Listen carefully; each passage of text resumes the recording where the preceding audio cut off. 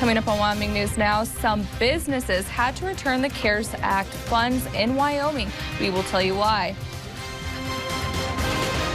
Plus, Cruise the Legend is back. How much they were able to raise for Girl Scouts of America on their first night next. Wyoming News Now starts now. Good evening, I'm Kayla Dixon. You're watching Wyoming News Now. And I'm Mia Johnson. Sean Boyd and Julian Seawright will be joining us later in the show. It's National Volunteer Week, and the Wyoming Rescue Mission is a Casper nonprofit that wouldn't be the same without its volunteers.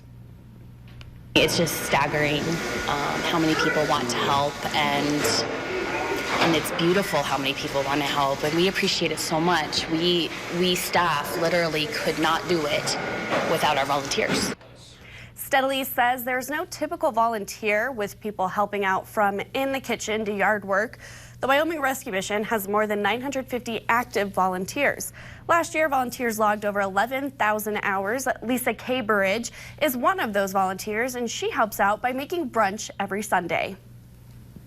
To me, it's just very important to give and to be able to help and to serve, and to be a volunteer comes in many different forms of service. And I think to give of oneself and of one's time is just very, very important.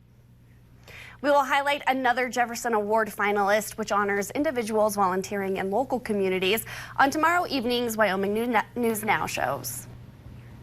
You have 5 days left to submit your shirt design for Rooted in Cheyenne. Rooted in Cheyenne is partnering with Art Cheyenne to give local artists a chance to design a limited edition t-shirt. The design is based on Rooted in Cheyenne's mission statement to support a more diverse, healthier neighborhood. Designs are due by April 23rd. For any questions, contact RIC social media pages. Well, hopefully you went out and enjoyed our beautiful weather while we had it. As Julian Seawright shares with us, we can expect a change tonight. I am already feeling those cold temperatures, Julian. Thank you so much.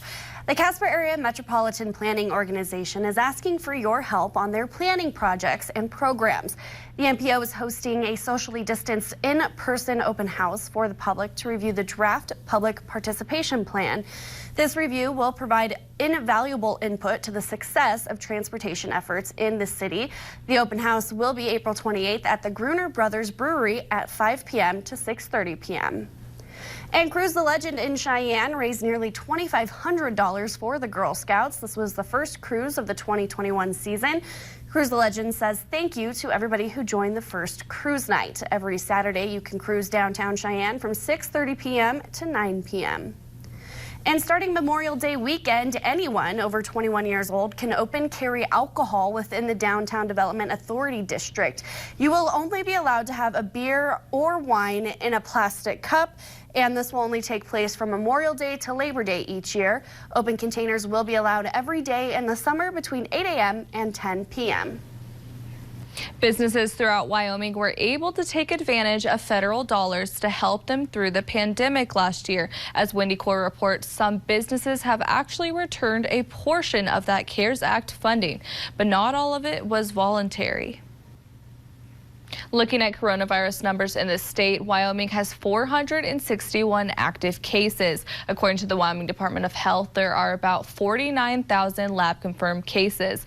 With about 48,000 recoveries, WDH reports 703 deaths from the virus. Laramie County saw an increase of 16 cases with 59 active. Albany County has 45 active, and Natrona County has 29 active cases.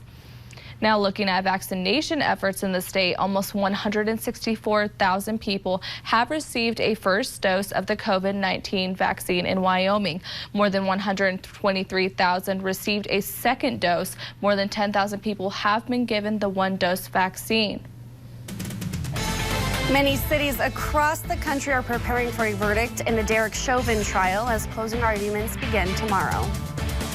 nation is bracing for a potential verdict in the Derek Chauvin case this week. He's a former Minneapolis officer charged with killing George Floyd. And with closing arguments starting tomorrow, cities across the country are preparing for the reaction to whatever the verdict is. Megan Fitzgerald is in Minneapolis.